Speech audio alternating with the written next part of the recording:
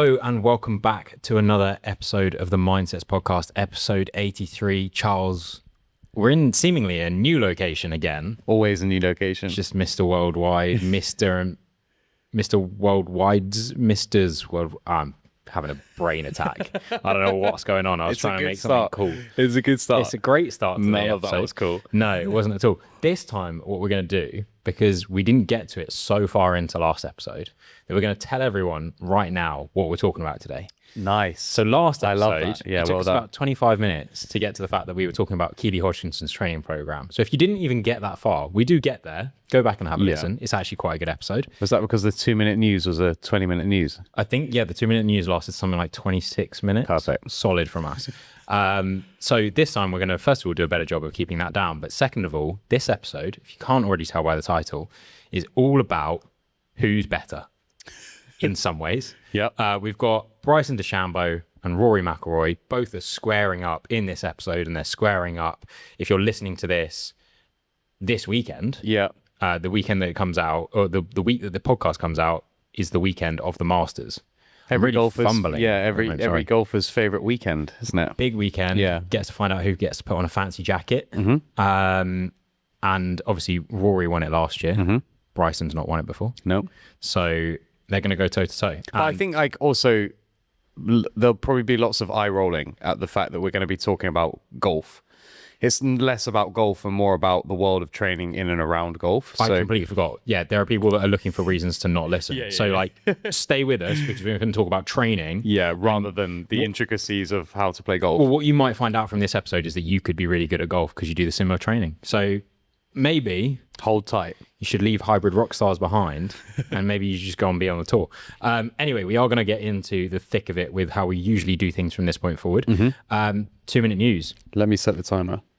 Oh, we're so not keeping this within 2 minutes. Come on, challenge. You ready? Right, I'm ready. Are you going to start? Yeah. Cool. 3, 2, 1, bosh. No, this isn't news from many, many years ago. Tiger Woods has been done for a DUI. He pleaded not guilty. He has, however, on a separate note, been found to have been driving with pills in his pocket. That's me. Go. You.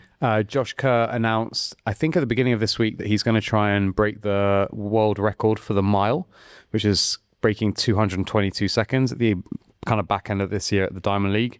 Adam Jamili, one of my favorite ever British sprinters, also announces his retirement this year after like 14 years in the sport, something like that. On the weekend, it was the Berlin Half Marathon. A guy called Andrea Kiptu from Kenya won 59:11. And then I'm going to butcher her name, Linkina Amabul from Ethiopia, won the girls race, 105. There's a guy called Philip Seiserman, something like that. He's been on like flying form. He came something like 16th, ran an hour 1, which puts him the 19th fastest ever British half marathoner, which is pretty damn fast. Back to you.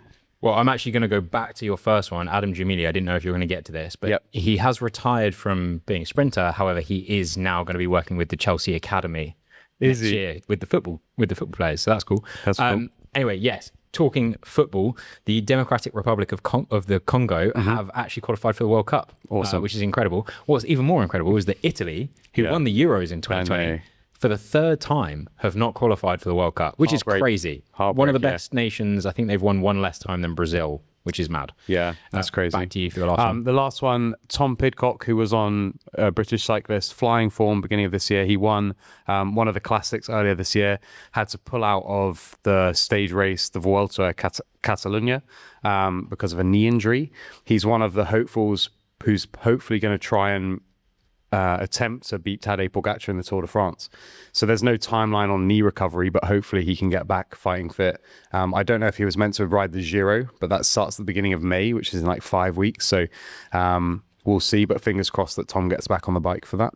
Very nice. How long have we got? Oh, it was 2:11. I think you were too polite at the end. I was way too polite. But also, we were in for a penny, in for a pound. I've got one more thing to mention. Okay, fine. So just because we do actually listen to our listeners, we actually have had a submission for the news this week that we should talk about. Awesome. Which, came from Will. So Will, thank you very much. There has been a new world record for the Concept 2 2K road time. Oh, nice. Yeah. Okay. So, Ollie Ziegler, 5 minutes 33. Yeah. Have you got that on an average pace?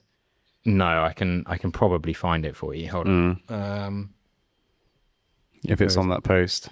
It's not on the post that I have in front of me. Hold It's got to be like zoom that in. It's got to be like 120s. 133.4. Wow. No. Yeah. Wrong. Sorry. 123.5 is looking like the average. I thought so. Which is like Go and find a rower. I was going to say, see I how can get long it you can down do to that for. Yeah, I can get even it getting down to down that for maybe 100, 200 meters. But there's no way I'm holding that for 5.5 minutes. That's unbelievable. Also, it wasn't actually that long ago that it was deemed impossible to go sub 6 minutes. Yeah. And now it's blown out the water. Yeah. Kind of. That is ridiculous. I'd like to know something about him, like how tall he is, how heavy he is. A little bit more about his training. If people request it, we could do his training. No, awesome. There's been lots of concept records being broken recently. 1K was also broken recently. But they're all just like unfathomably quick, like unbelievably fast. But yeah, that was a good submission. Very nice. Thank you very much for that, Will. Guys, if you're listening and you've got any new submissions for us, obviously do let us know. We will actually mention them. But we're going to move swiftly into the We've done that so concisely. I know. Well, compared to last episode, well, that wasn't that hard going. So grind my gears. Now, do you want to start? I think I'm going to need to. Sometimes there's things that happen in my life, and I'll often message Angus and go, this week I really need grind my gears. So we're basically using this as an opportunity for me to get some stuff off my chest. But obviously it was High Rocks weekend in London, which is a big weekend for both of us. Lots of people competing, lots of people to go and watch. I was also competing. But obviously as a result of that, there's lots of things that are going to upset me. The first one, and it's been mentioned many times on the podcast, I don't want to name a specific backpack company, but it's a certain backpack which is very large. You can stick patches on it. It's not the actual physical backpack that's upsetting me, as well, it is a little bit, but it's mainly the user of the backpack and the user of the backpack in the spectator zone. Now, obviously at the events, the spectator zone is quite small. It's just people with this like inability to have any sort of like cognitive awareness of what's around them. And they've got this gigantic backpack on and they're trying to maneuver around, and I'm also trying to maneuver around, and there's loads of these backpacks and it just makes everything impossible. And I'm in a hurry to get from one station to another station to see someone else, and it's just a nightmare and people are oblivious, and it really annoys me. Well, we knew that was going to happen. I have to deal with it all the time when I'm running around with a camera. Yeah, I can't, that's so annoying. But have you noticed the really interesting thing this year about BFA bags? No. Have you seen where you can buy them when you're at the venues? You can buy them there? Well, you always have been able to, but have you noticed this season you can't? Is that because Puma also now sell an official backpack? Puma have just made a Velcro bag and they're not hanging around. I think I may have seen that. Are they also obnoxiously large?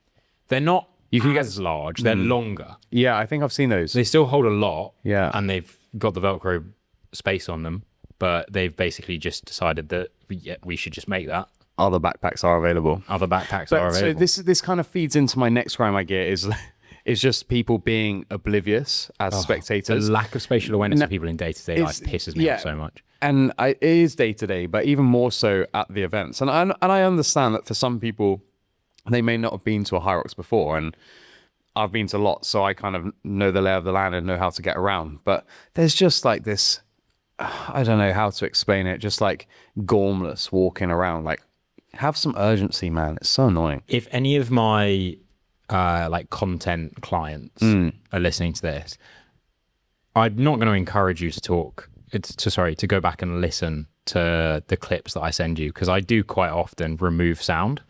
Two things are going on there. One, I'm secretly bad mouthing you. I'm just saying that you don't know what you're doing. That's very rare, I'll be honest.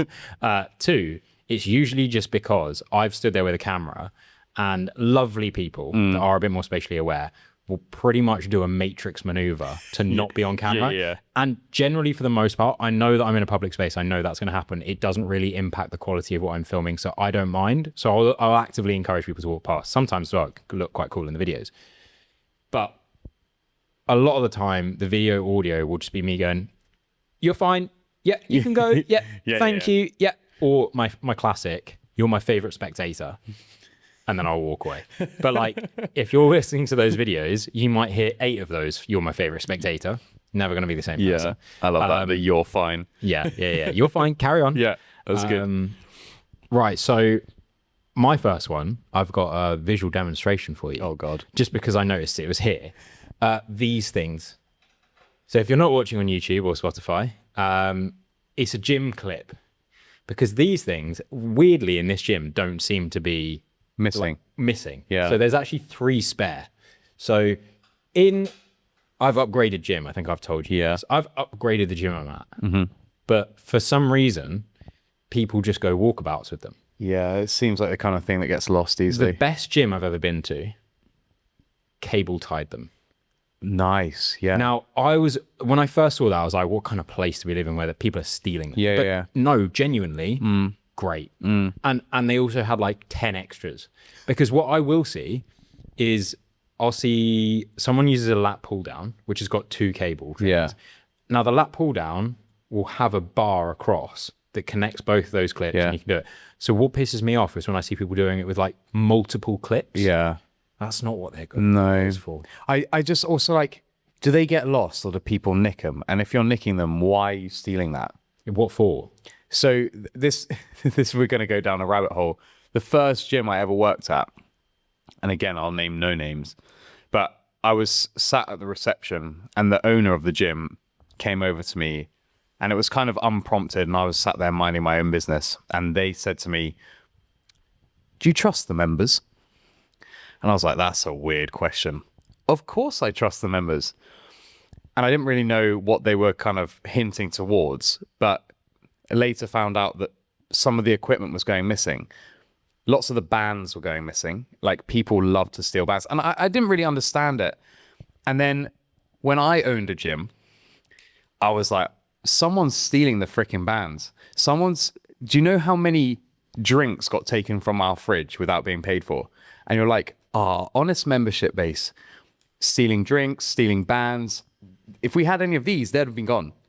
You name it. People stealing toilet paper. I'm for sure. I could definitely see people taking things like electrolytes because that's hard to notice. Yeah. But even with drinks in a fridge, like I would expect that someone's going to notice there's a drink missing. Yeah, it's a real problem. Even the gym I work at now, for most of you will know. Well, last week we had a grind my gears, which was thieves. Yeah. For some like Same my thing. AirPods Yeah. camera stuff, but like petty crime.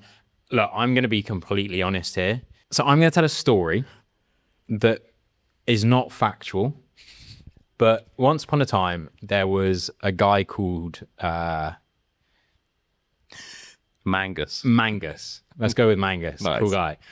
Who at university found out that anything, well, back then, not so much now, because there wasn't the cameras on the tills, but anything secure checkout that was self-checkout could be put through as an onion if you just weighed it. And what that meant is you can get like a really nice pizza that's like £4 for like 80p. And like I'm scanning it, it's weighing it, I'm paying it. Sorry, Mangus is scanning it, weighing it, and he's paying for it, and he's getting whatever. I know a lot of people do that. I was a university student. I would never consider doing such a thing myself. Mangus at the time. I've blurred the tenses here a little bit too badly. Out of necessity. Yeah. Would maybe make those things happen. But anything beyond that, especially when it directly impacts a local community. Rather than like a large corporation. Because I hear lots of people... As far as I'm concerned, there are large corporations who at the time of closing, if there's stuff left in their bakery, it has to go in the bin. They can't give it away, stuff like that. That upsets me. Yeah. So you're just doing your bit. I'm doing my bit here. But I mean, Mangus. Mangus is doing his bit here. But yeah, when it's actually like, if you understand, and for those of you that are listening, if you own a gym, correct me if I'm wrong, it's not the way to become a billionaire. It's pretty tough, and you have to run a pretty tight ship on even the bills and the equipment and the upkeep and everything like that. So the last thing you need is your fridge to be empty. Yeah. It's just a frustrating one because I wanted to think, I'm in a class, I've run next door, I've grabbed a knocko, I don't want to disrupt the class, I'll pay for it later. I'm honestly, and I will pay for it later, and then I just forget. I wanted to think it was that, but like when you stock check and there's 100 missing, you haven't had 100 honest people forget. So it's like, it's one of those, it leaves a little bit of a bitter taste in the mouth. But Did you set up CCTV?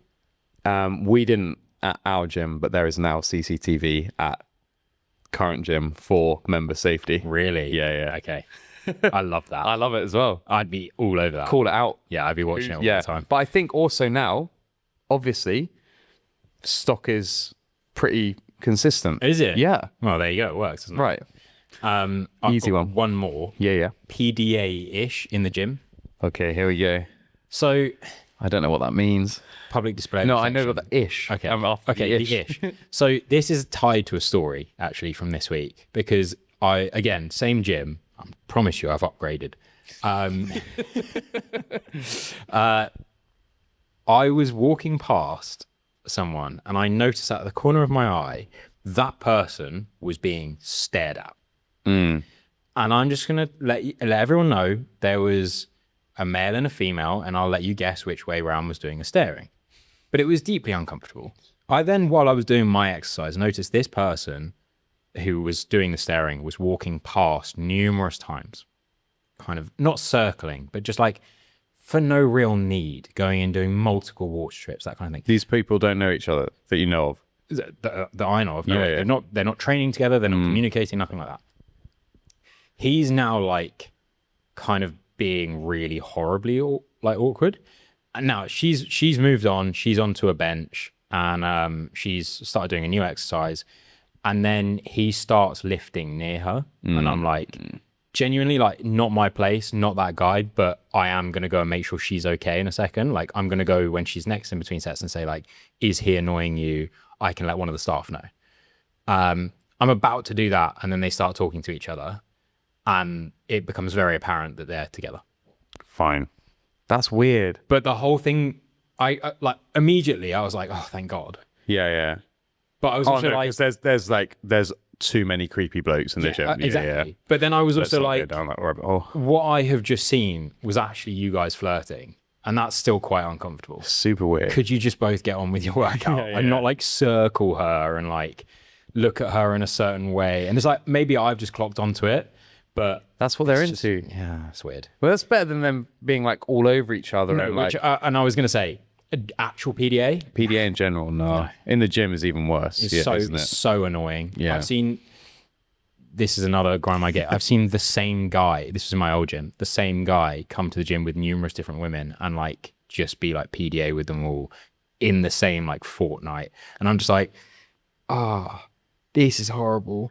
Because like I saw you in here yesterday with someone else being the exact same, and I don't know if you're just a creepy coach or if like you're inviting all these people. No, that's so tough. Yeah, yeah. like it. Anyway, let's move on. Let's move on.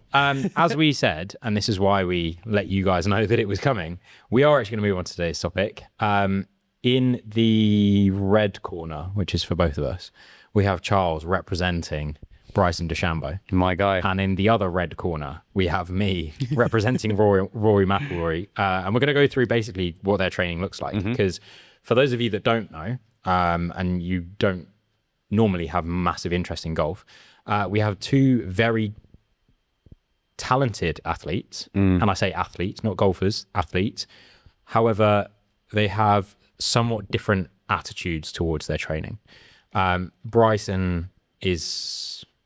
I don't want to say he's like overly into it, but it's a key thing is like maximizing every single bit of potential that he has.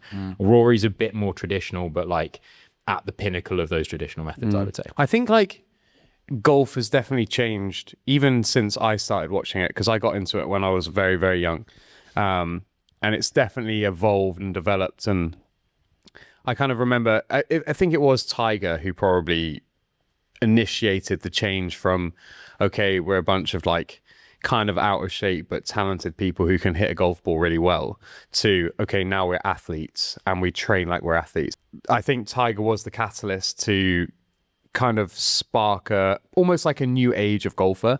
I don't think it's necessarily infiltrated the whole of the tour for all of the pro players, but I think the majority now are spending time in the gym because they understand the marginal gains that they can get from developing better speed, better strength, better power, better flexibility, rotation, core strength, what that actually means for their game. And someone like Bryson, who's very, very well known for how far he can hit the golf ball, he spends a lot of time in the gym. And I was actually intrigued because I obviously appreciated what his training might look like in the gym, but actually away from the gym, the practical application into his golf swing and how he hits the ball is very different to if I was just going to the range and I was practicing my golf game. So I'd be interested to see how that differs from Rory. Sure. I think one of the things I would say as well, Rory has, from his early days in his career, was always pretty mature in looking at the longevity of his career, because golf is one of the longest pro careers that you can have in sport. I mean, you've got guys that are in their 70s still playing at the top level. So when Rory was, starting to win tournaments and like big tournaments in his latter teens, early 20s, like he's only scraping the surface of his career. Yeah. Like, not necessarily trying to win everything in the next 5 years was important for him. And like we say that, he won the Masters for the first time last year. And I can't even remember off the top of my head, I should have this in front of me, his actual age, but like, dude's got grey hair. Yeah. he's not the young it's been a spring long chicken. time since he'd last won his a major. Yeah. One of the interesting things is that Rory in the past has worked quite a lot with with Titleist in their performance center, to sort of develop a base training sort of methodology, which apparently, according to other podcasts that he's been on, is still like a key part of it. And they're mainly rooted in mobility, rotational power, strength. But then also like holistic fitness. So not like bodybuilding, but general strength training, hypertrophy training, because there is an element of muscular endurance and building rep ranges and that sort of thing is also important for that. But they're like the main sort of core things that he takes into account. But also, when we've spoken about plyometrics with plenty of athletes, plyometrics for stability, because you don't always play off a mat. Yeah. You've really got to be able to adjust what your swing's doing. For sure. Yeah. This is actually like sparked something in my brain that's reminded me of, and I'll have to dig out the videos, but way back when I first started coaching, I was still CrossFit coaching, but I was looking at maybe specializing into something else. I did a lot of time on golf specific strength and conditioning. I'm going to have to find some of those videos with me explaining how to use a med ball for rotational drills. It's so embarrassing, but I'll dig them out because they're somewhere on my social media. But if we talk about it then, and we kind of break down what their training looks like, obviously golf, unlike a lot of other sports that we speak about, is skill based. When we talk, for example, Keely Hodgkinson, there's very little skill in running around a track. Obviously, there's things that you can develop to improve your running economy and your running mechanics. But other than that, it's basically just developing your ability to run fast for a long amount of time. That's just hard work. The skill element is what differentiates golf, because I think for a lot of people, golf isn't necessarily a sport because it lacks kind of that physicality. But I think you underestimate, if you don't play golf, the length of time it takes you to play around and how long you have to concentrate for. So if you're physically fitter, I feel like it drains your mental less. So I think there's lots to be said for not only developing your skill, which I think Bryson spends a lot of time hitting golf balls and Rory will be the same, but they're also in the gym pretty frequently. And they also gym in and around their tournaments, I'd imagine. I don't know whether that's like to help with distracting themselves from the pressure of the tournament, but lots of them will go to the gym the morning of actually playing around, or in the evening. I was reading somewhere, I think it was like golf.com or something, similar website. Bryson was saying at the end of a tournament day, he'll go to the gym, whether it's for flexibility, mobility, but he's also quoted on saying, and also to get a pump. So it's like, for him, he just loves the gym, and he's got a gym in his house, and I know he trains a lot, but he's doing morning gym is like strength and core. Then he'll go and play in the range, and the range will be anywhere between kind of hitting short or like loading up through his short game into a long game. But then what he does is he'll do some, and we'll talk about it more specifically, he'll do like some speed swinging and like some swings where it's like, I don't really care about what the outcome of the shot is. I'm just looking for the output in the actual swing, which is really, really interesting. I feel like speed training for swing has become a bit of a buzz training platform since Bryson went live on YouTube talking about it. But now, like, you can buy so many different things to help you train your swing speed. And I mean, he's done videos where he literally, the entire video that I've seen on YouTube is him swinging this thing with a weight on the end of it as fast as possible, and then going to a net with the what's it called, that's on the ground that basically tells you how far you hit the ball. Trackman or something like that. It's something like that, but it's it basically will give you all the information. He's like trying to maximize the ball speed. And interestingly, like, this is something that probably Rory doesn't shout about as much, but it also does. Rory's one of the longest hitters on the course. And he's known for like being also one of the purest hitters. He's not doing anything absurd, like when Bryson decides to just cut the corner on a 400 and something yard par 4. But he is consistently putting the ball in the right place far down the fairways. And he's doing a lot of a similar thing. What I have gone away and I've looked at a bit similar to what we've done in previous athletes is kind of what a week might look like. Not necessarily a tournament week, but how much golf is being played in terms of like the course. But typically Rory will have the gym built into a lot of his days, and then he will have some form of skill work in the like afternoon, or maybe skill work first, then gym later. And again, the main focus I've already said is kind of working on that rotational power, the stability kind of thing in the gym. He will also be doing a lot of compound movements, because we've spoken about this before and I went down a rabbit hole, so I'm not going to do it again, about the fact that golf as a motion is actually a throwing action, which is like a little bit counterintuitive. But if I replaced the golf club in your hand with a med ball and told you to do it at the wall, you would actually do a very similar thing. And again, if you go and watch like a baseball player, if you look at a pitcher throw the ball, they throw the ball so low down that it's almost like an underarm, but it's not. And again, it's just using the rotational force. But compound lifts are a really, really important part of that process, because for the actual loading of the swing, it's very similar in rep length to a compound lift. And so Rory's been known to mention that he does things like trap bar deadlifts. I was going to say deadlifting. And squats and a lot of lower body stuff. Because, and again, this is what I was always taught with throwing is... Where's it come from? It comes from the ground up. And then you just have everything else becomes an extension of that force. So that's what he'll be doing a lot of when it comes to the range sessions. Again, this kind of is how you would expect to break your own training down. You're not going to do the same thing every day. And when, I don't know, you or I or anyone listening might have gone to the driving range in the past, we probably don't do it all that often. So when we go, we take most of our clubs. We might run through all of them. We'll do our warm-up, which will just be using the 7-iron for 20 balls.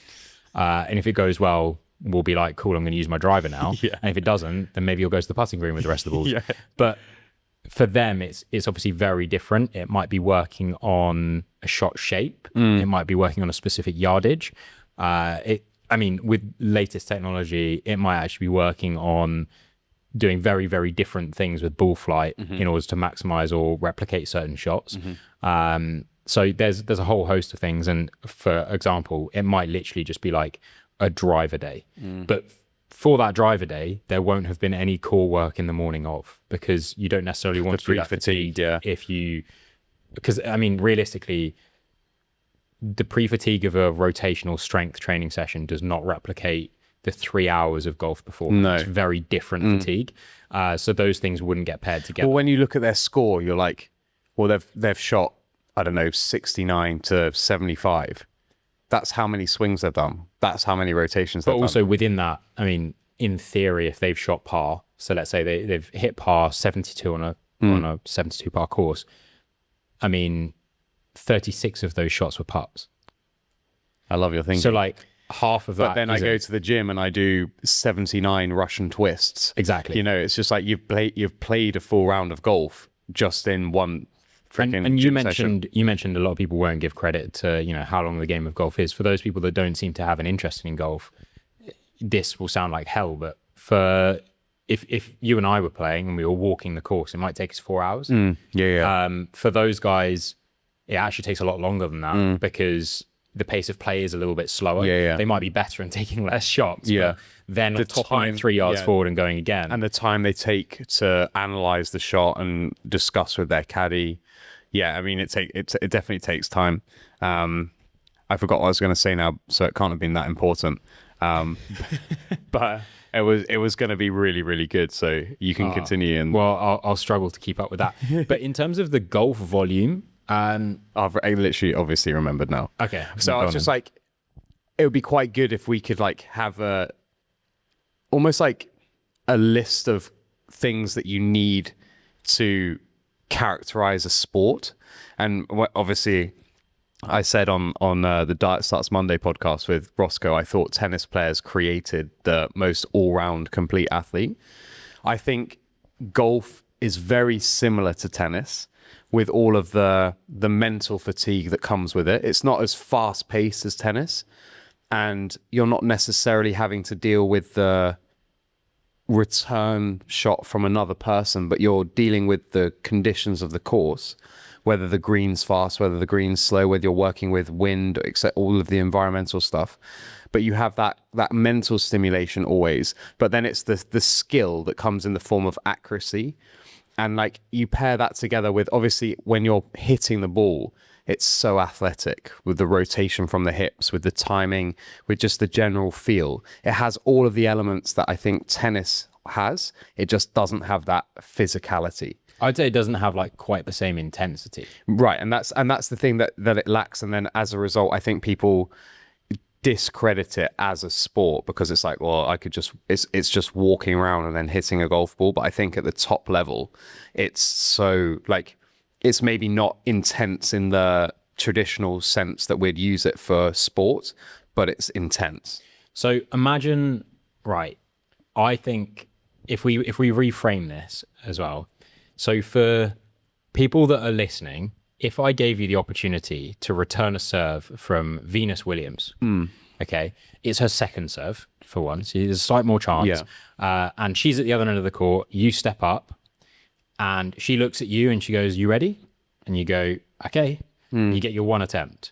Right, now if I go to you and I say, same situation, there's a green over there, there's nothing in the way of it, the ball has to land on the green, you win the same prize as if you get the tennis return back in.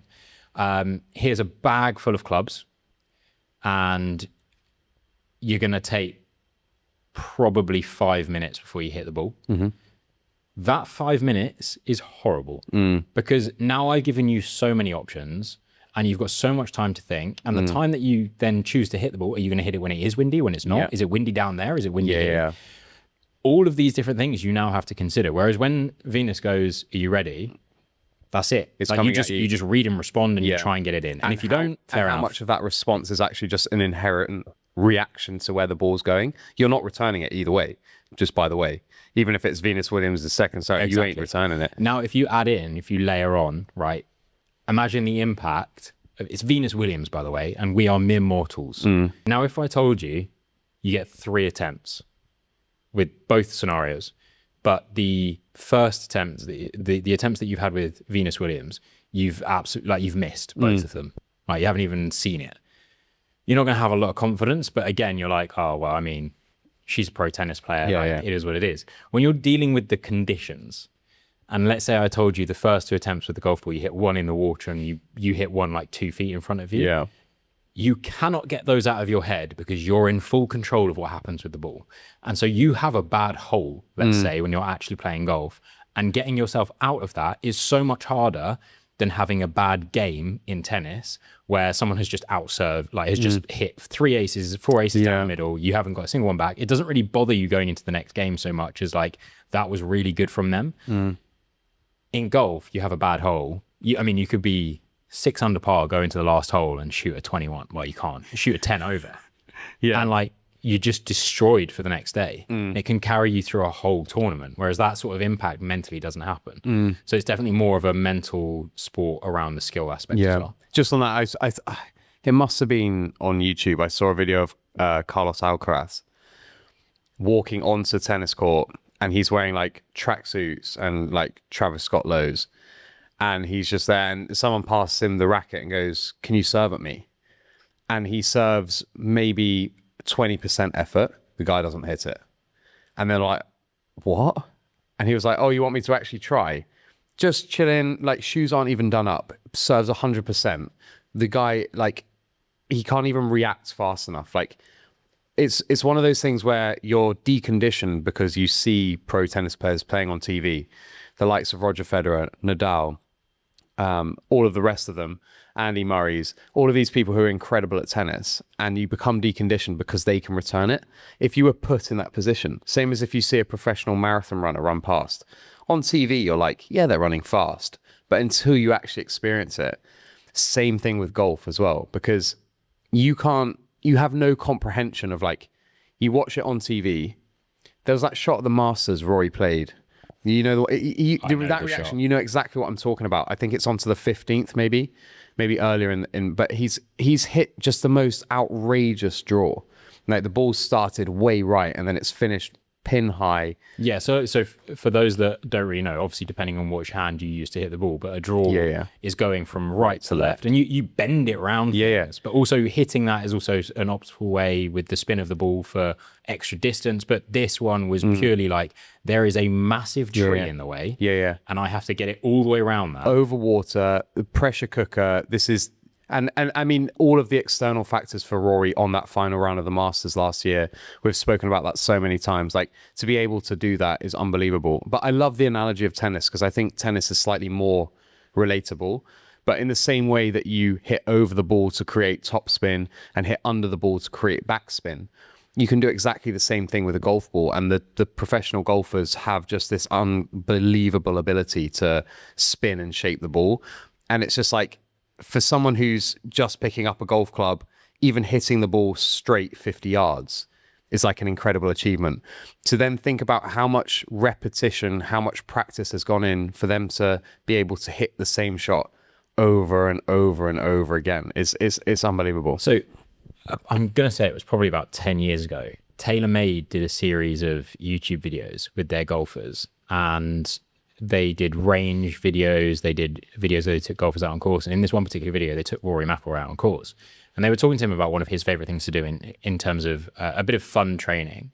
And I don't know if anyone listening or yourself has played golf on your own. But if you play golf on your own and you're going to be out there, it's actually not that slow. Especially if you're just being nice to yourself and you go, I hit that one in the trees, I'm going to put this one down in the fairway. But one of the things you can do is play two balls. And then often, if you're feeling like you want to be kind to yourself, you'll always play the better ball. And you go, oh my gosh, I'm actually like pro. But what he will do is he'll take the worst ball. Or if he's playing with a ball and it's not in a great, or it's in an okay spot, he'll make it worse. And in this particular TaylorMade video, and I hope it's still up there, if you want to go find it, go watch it, it's really entertaining. They have the guy from TaylorMade play a ball, and then Rory McIlroy has to go and save it. And so they play the hole together, but his job is to try and make it as hard as possible for Rory to do. Because I was going to say that the TaylorMade employee is probably not bad at golf. He's great. But he'll make it deliberately awkward. So he'll tee off, or sometimes they actually walked up and they were like, just throw the ball on the floor, and they're like, how would you deal with this? And he was like, this is actually quite a key part of my training, because again, you can do all of the specifics and know exactly like how your body's supposed to move. You can do all the strength training you require. That's a good point. And then all of a sudden, you're behind a tree on the 15th hole, and you've got to curve this ball round into the wind, against the wind, and get it on the green to have any chance of your competition surviving. And you cannot replicate that on a range. And so the best way to do it is to get out on course and put yourself in horrible scenarios. And to be honest, they're kind of fun. He does say, like, he doesn't necessarily do a whole 18 holes of it. He might do 3 holes at the end of a range session. Yeah, I'm sure it's more stimulating than always being on the nice part of the fairway. Exactly. And like doing that in training, and this is a big thing that I was going to ask you about if you knew anything of from his YouTube. I don't know if this is something you'd have prepared for the episode, but in the mental training of golf, we've spoken about how important it is. You look at someone, and we've mentioned this before, Rory in his career, I mean, very early on, should have won the Masters when he was a lot younger, and just absolutely crushing defeat. And he's had a few times in his career where he has seemingly had it just there for him to take in terms of tournament wins and competition wins. But I mean, it it proves how difficult the sport is. But like going back to that point where you can do all of the strength work, you can do X, Y, and Z, unless you are unbelievably well drilled and have very good mechanics and can hit the ball consistently well, you're never going to be a top golfer.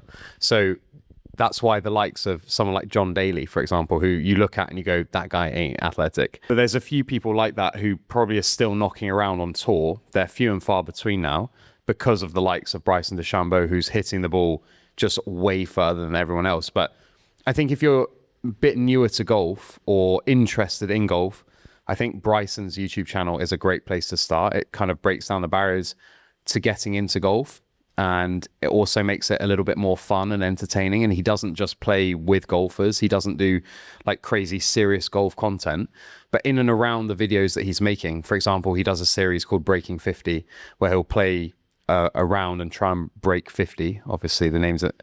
But he plays in a pair. He'll play with people like, he's played with Steph Curry. That's a great episode because Steph is an unbelievable golfer as well. But it just makes it a little bit more fun. But you can see in those episodes how much Bryson understands his game to like new levels, and like how analytical he is of his game, even in a casual setting. And the way he reads greens, the way he talks about the amount of power he's going to put in the shot. He knows every single yardage of every single club, and he's so scientific about it that his videographer sometimes takes the piss out of him, but they're all like that on tour. I think it's Matt Fitzgerald who has a little notebook and he's written down a note on every single shot he's ever taken. And I think that's like ever. Since the first time he hit a golf ball, he had a book and he hit on the range and that went 33 yards, a little bit to the right. He's done it ever since, which is mental. Well, and you see him on the course doing it. It's seemingly psychotic, but we spoke about this, I think, a year ago when we were talking about what it takes to be the best. And like, you have to be relatively psychotic. I mean, Charlie might be listening to this. When Charlie was on here, when he's talking about some of his training, there are literally people that just don't want to do that. Like, think, why would you want to stare at a wall for that long? You have to have an element of like, not psychosis, that's a bit harsh, but you have to be a bit weird to be good at stuff. But even the way that Charlie, and I'm sure he won't mind me saying this, the way he talks about his training and the way he can remember his training and all of the logging of his training, like that's not normal behavior, but his results aren't normal because exactly. Do you know what I mean? If you want abnormal results, you have to do abnormal things. And that's not being like disrespectful or rude. Like I truly respect it, like nothing else. But not everyone's doing that, and as a result, not everyone is elite 15 athlete. Not everyone's a professional golf player. And one of the interesting things, Bryson gets a lot of attention for doing some of the more crazy things in terms of trying to find those 1%ers. So the fat golf grips that he uses, that kind of thing, which I think I'd love. I want to give those a go. But again, that's me kind of falling into it, going, oh, could that help my game because it's helped his? Rory's a lot more traditional. Again, he might be doing those things. He doesn't shout about it. If you look at Rory's swing, that thing has been cultivated for years. And it's still like a key thing. Obviously, he doesn't need to work on it all the time to improve it now. But it's a key thing that you have to keep consistent, because if you get one deviation in your swing, it throws off everything you know about your yardages, how consistent you are with a certain club, everything. And so for those purposes, that's why, especially as golfers do get older, the mobility thing is so key.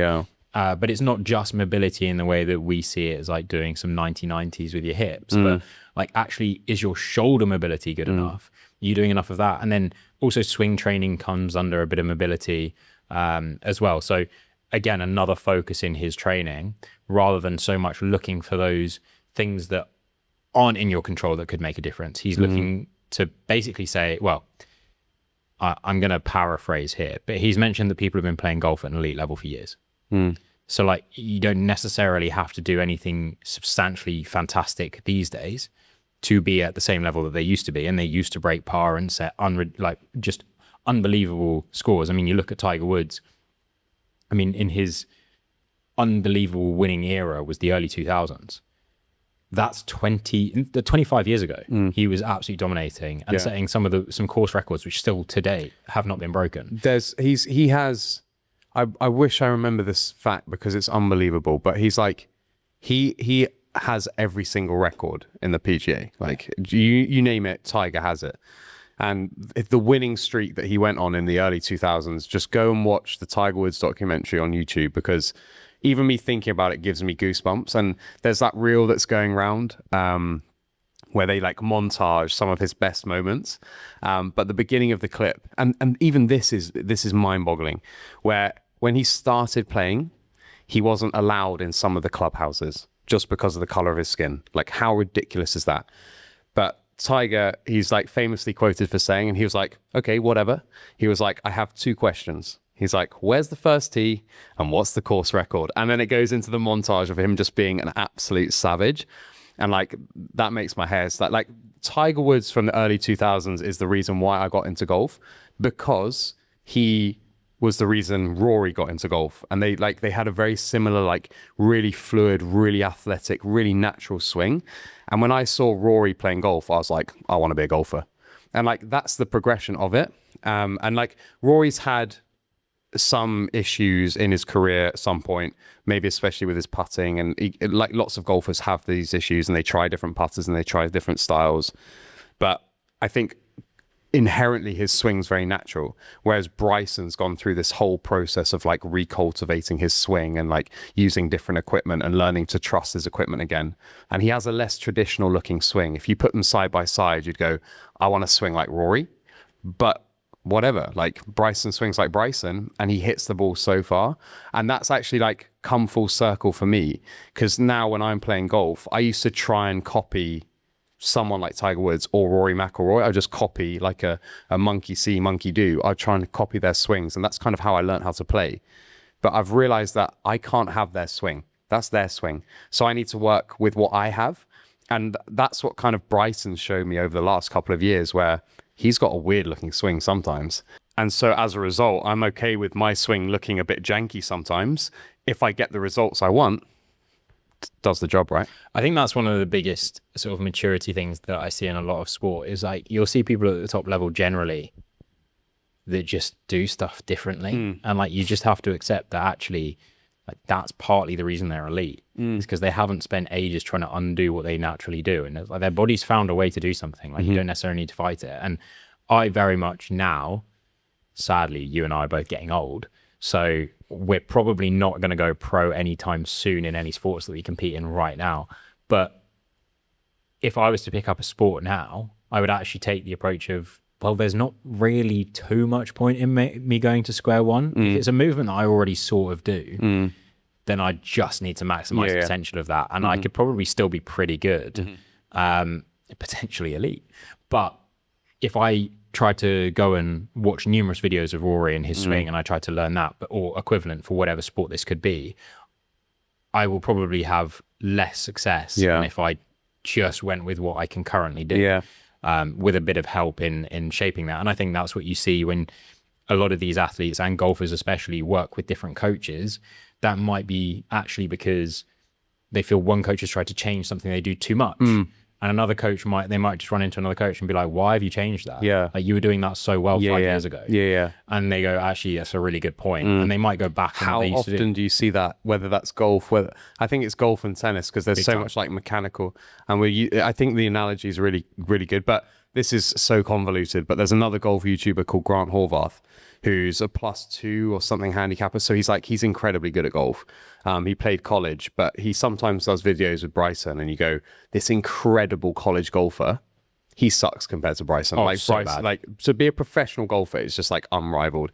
And there's also a football podcast where they asked Gareth Bale if they thought he could be a professional golfer, because he's great. It's a bit like you said about Steph Curry as well. Like, great. Yeah, just naturally talented, has lots of money and has lots of time. And he was like, obviously not. I think Gareth Bale plays maybe nearly off scratch or something like that. No way is he good enough. But anyway, original point, Grant Horvath has his own YouTube channel, also a really good place to go and watch golf YouTube. He did a spoof video where he pretended to be a beginner, and he went to 2 different PGA pros and asked them for a lesson. kind of the morally wrong, whatever. He dressed up and pretended to be someone he wasn't. But he went and he changed the swing a little bit, but he could still naturally hit the ball. And the coaches, because they're good coaches, watched the action and went, yeah, good, go again. Yep, go again. I'm not changing anything because the result is you're hitting the ball well.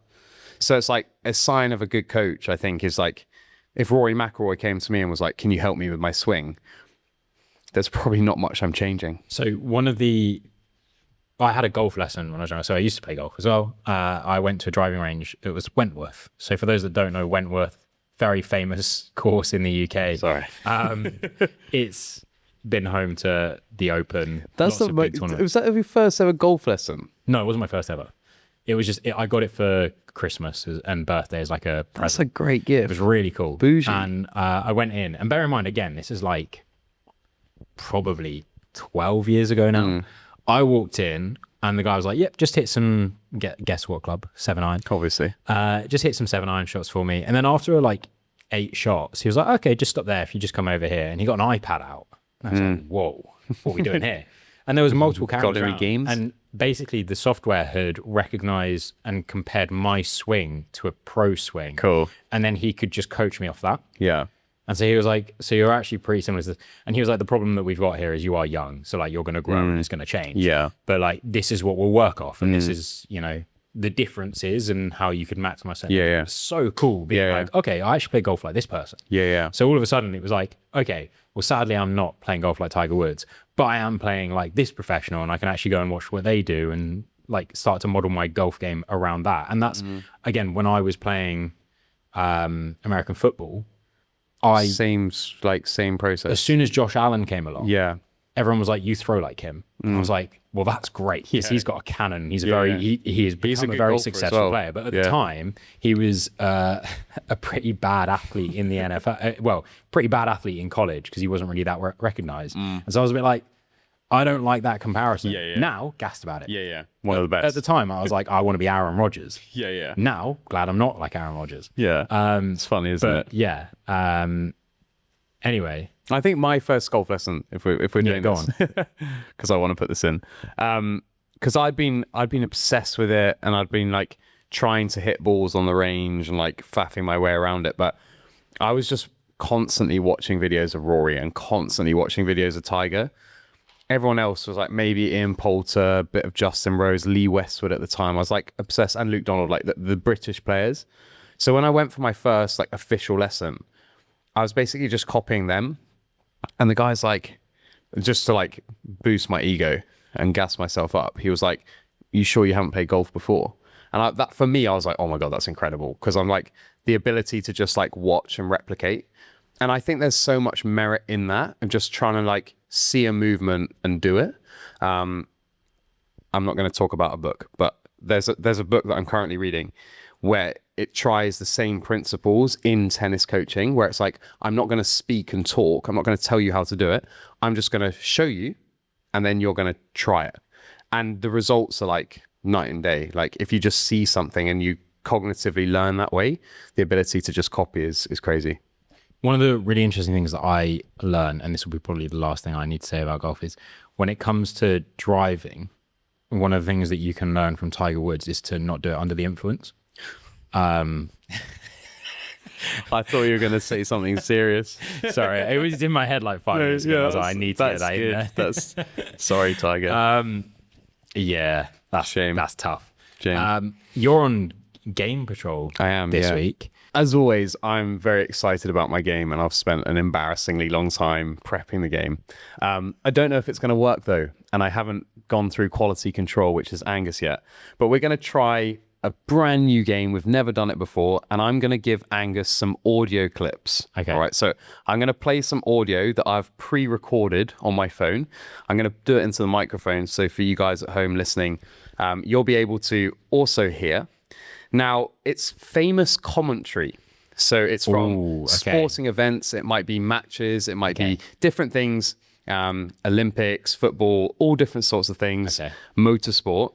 There's going to be some questions related to that thing. But the first thing you're going to have to do is basically figure out what the event is from. Okay. All right. So I like it. I think the first one I've had to crop them down because some were too easy. So I think the first one is quite famous. So hopefully you should be okay. I'm just going to crank the volume up and we're going to see what happens. So let's do this first one. Do you know what? When you said that this is the game you were doing, I knew this was the one that was in my head straight away. I swear you'll never see anything like this ever again.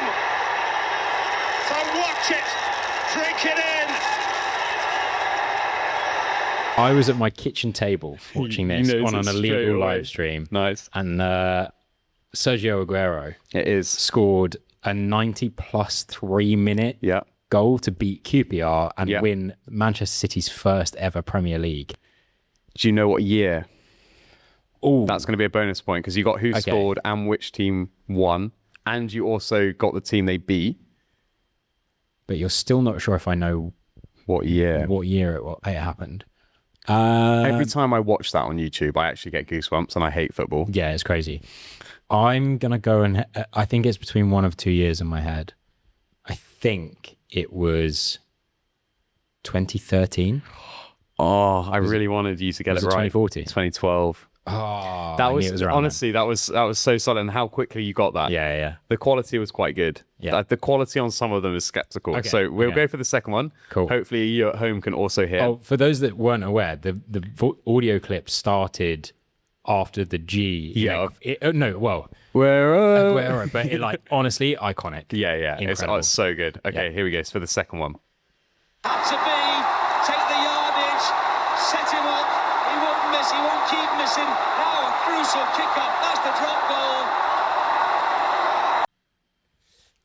I had to crop a lot out because it was too obvious, but there's a bit at the end which... The bit at the end says drop goal. Mm-hmm. I'm going to assume that was Johnny Wilkinson hitting the drop goal in the 2003 World Cup final to win the World Cup for England. Again, unbelievable. Best moment of my life, honestly. Have I told you I lost a tooth that day? Did you? I was rugby tackling my sofa out of excitement, and then I was... This is such an elongated story. I'll try and keep it middle. I lost a tooth in doing so from excitement. At the same time, I was eating Millie's cookie. I didn't realize I'd lost a tooth. I thought it was a chocolate chip that was too hard. So I spat that out. And then later on, I was like, just need to grow up. It's just a chocolate chip. So I went and ate it. You ate your tooth? I ate my own tooth. Oh my God. I just swallowed it. Oh, we didn't need that story, but I'm glad we got it. I'm glad we got it. Actually, I don't know why, but some of these make me emotional. I get that. I know what you mean. Especially the World Cup final. I'm not a very emotional person, but sport makes me quite emotional sometimes. One of them in particular made me really emotional. Anyway, this next one. You ready? Go for it. Last 100 metres. Can Mo Farah hang on to this? He's got eyeballs out now. Longest Seawell in second place. Aguida there. Lagat coming wide. He got tripped though. And Mo Farah's coming down the straightaway. And he's going to be a... Okay. So I'm pretty sure this is the 2012 Olympics. Good start. It's obviously Mo Farah when he got his gold medal. And I'm pretty sure it was the 5K that he was running on track. But I'm now concerned by your face that it was the 10K. Or I'm pretty sure those are the two distances. You're going to have to commit to one of them.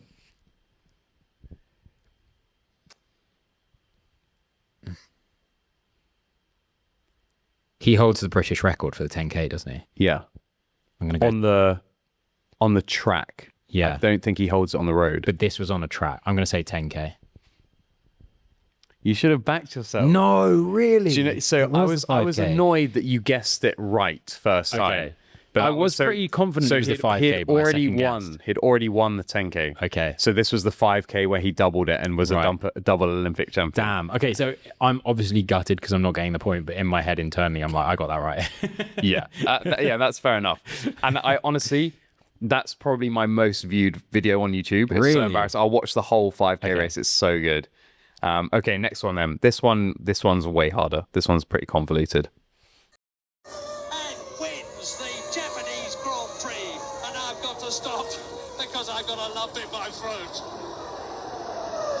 So your job is to figure out who won the Japanese Grand Prix, but that's very famous Murray Walker commentating and having to stop because he was so emotional that this person won. So I'm thinking, obviously, it being Murray Walker, who is a legend of BBC coverage for Formula One. He is actually not with us anymore. He is dead. So this was a little while ago, which makes me think that this was back in a different time. Think links between potential nationalities, why Murray Walker might be emotional. So obviously British would be a key, solid guess. A key guess there. But at the same time, I'm wondering who it could be in that era. Because You'll kick yourself, but it's really hard. I don't think, because I'm thinking of British drivers of the era, I don't think it would be David Coulthard. But he is the most recent of that era. Yeah, so before him. That was good. But before him, then you'd have been looking potentially at people like Nigel Mansell. And there's another one which I should immediately be thinking of. My dad would flick me in the head for this because I can see him. I think he beat, in this race, he beat Michael Schumacher. I think Michael Schumacher rolled over second. God, there's British names of legends of racing like Jackie Stewart coming to mind, but it's not him. I think that's era before me. Yeah, it is. Oh, this is horrible. You're going to be so annoyed, I think, because I think it's on the tip of your tongue. Oh, it really is on the tip of my tongue. No, this is horrible. And we know what I'm like with names on this podcast. I'm just like, this is my biggest weak point. I'm tempted to ask us to carry on and see if we can come back to it. Really? But I don't know why you would allow me to do that. Yeah, you can have a think about it. Okay. I don't know how much room you'll have to think with all of these other ones that are coming thick and fast. Nah, go on. Just tell me. Damon Hill. That's so annoying because, like I said, I can see him. Yeah. I knew he had white hair. Yeah. From young. As soon as he said Nigel Mansell, I was like, he's going to get there. He's going to get there. Oh, that's annoying. All right, this one, easy. Must have.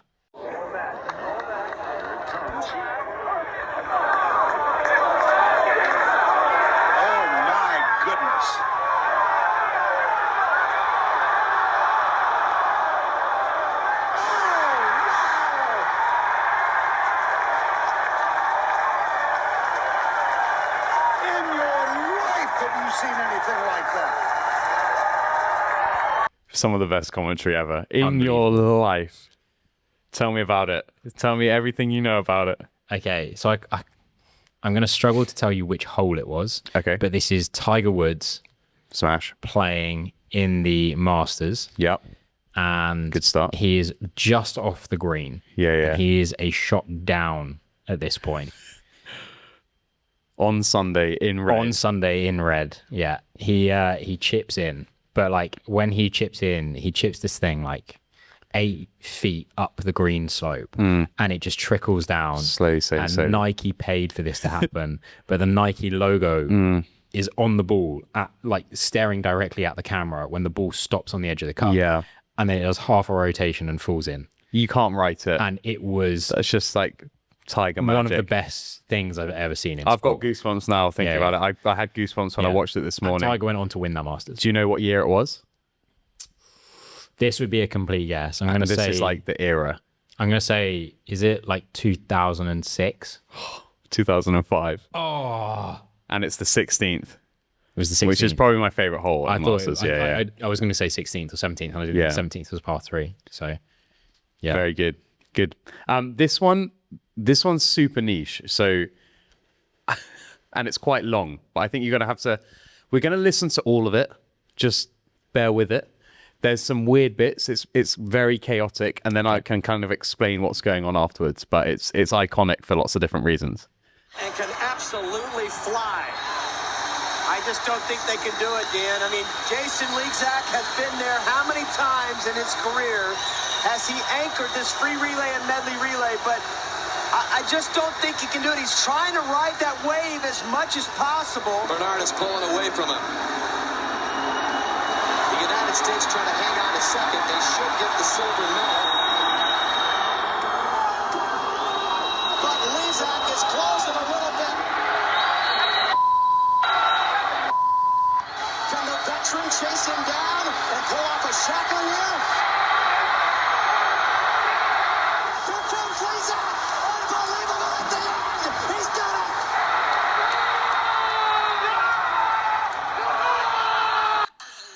Okay, so straight away, It's chaotic. very chaotic. Yeah. I'm not sure, to be honest. I think it's quite clearly athletics. Quite clearly. Really? Okay, maybe not. But I was going to say, I think it sounds like it was a 4x400 relay, and the American team pulled back a pretty tough. You're close with the relay America. You're wrong with distance and sport. A relay that isn't athletics, that is like a legit sport. Also, Summer Olympics.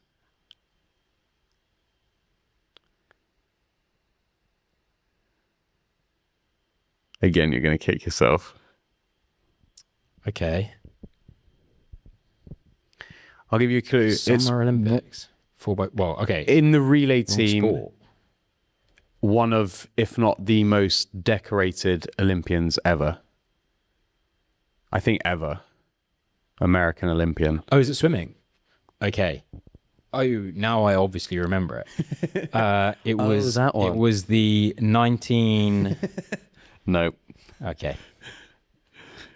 I'm going to give it to you. You shouldn't. Cool. I've been spoon-fed that. Go on. What Yeah. was So the backstory is Michael Phelps at the 2008 Beijing Summer Games. it? Was it then? Yeah. That commentary sounds so old. Yeah, doesn't it? So the reason why it's so chaotic. So set the scene. Michael Phelps has won 7 golds. And this is the 4x100 free. This is his opportunity to win 8 golds. And this is the one where they're very unlikely to win it. They're like, this is the touch and go one. We don't know. We don't think they can do it. The French team's very strong. The Australian team's very strong. Michael Phelps starts, swims super fast, whatever. I think on this last leg, it's a guy called Jason Lizak, who you can hear the commentators shouting. And this for me, like, this got me excited about swimming, got me into like watching swimming, because the commentators just screaming, this guy's like, Lizak. And he basically just turns around. They're all well over world record pace, and they claw back this victory. And you hear the beeping out. That's Michael Phelps screaming, and it's beeped out on the commentary. You can literally hear Michael Phelps screaming, because he's like, it's on here. And it's honestly, you should watch it on YouTube. Like, it's I actually will. It's really cool. It's really, really cool. But that was the story of how he got his 8th gold medal in Beijing. That's sick. Isn't it? All right, we've got a few more. We're going to keep them coming. So this is your next one. Oh, that's now recording your audio. I don't want that. We want this. It's going to be gold for Jamaica. That is superb. It's a new world. Okay, was that the 4x100? Oh, wait. And it's going to be gold for Jamaica. That would imply that, yeah. No, my laugh doesn't have to put you off. No. Is it a 4x100 world record set by Jamaica at the 2012 Olympics? He loves the relay at the moment. No, Is it not? it's not a relay. Wasn't it relay? It's going to be gold for Jamaica. That is superb. It's a new world. New world record for Jamaica. You're close. You're very, very close. Is it just like Usain Bolt doing something in 200 meters? 100 meters? Really? I didn't think he'd give it gold to Jamaica, like just gold for Usain Bolt. So the commentary up until that point, he's literally said, and here comes Usain Bolt. It's going to be gold for Jamaica. Okay. It's a new world record. Okay. And it's him again, 2008 Beijing. You know, the one where he's pulling away, and it's just like embarrassing how ridiculous. far in front it is. And Mad. he runs like a 9.7 something, I think. Shit. So the world record. Something around that. Can't remember. 9.58. 5.8. Yeah. Is it? Yeah. It's absurd, whatever isn't it is. It's ridiculous. Go on, give me one more. You can have 3 more if you want. I can't. I'm going to take one more. Okay, fine. Kipchoge, one giant leap for human endeavour. And you know, Kipchoge was right. No human is limited. Kipchoge breaks the 2-hour marathon. So good. Honestly, that last kilometer again, like that gives me goosebumps. I saw a really funny Instagram reel the other day, and it was like when you decide to put something on YouTube while you do the cleaning, and it's this guy stood in front of the TV for 2 hours not doing anything, just watching. Yeah, so good. That's literally me. And people are like, how do you sit and watch the marathon? I'm like, it's captivating. Honestly, it is. Well, it's so good. I'm sorry for cutting your game short. We were literally going to be cut short in the studio. Oh, perfect. That's why.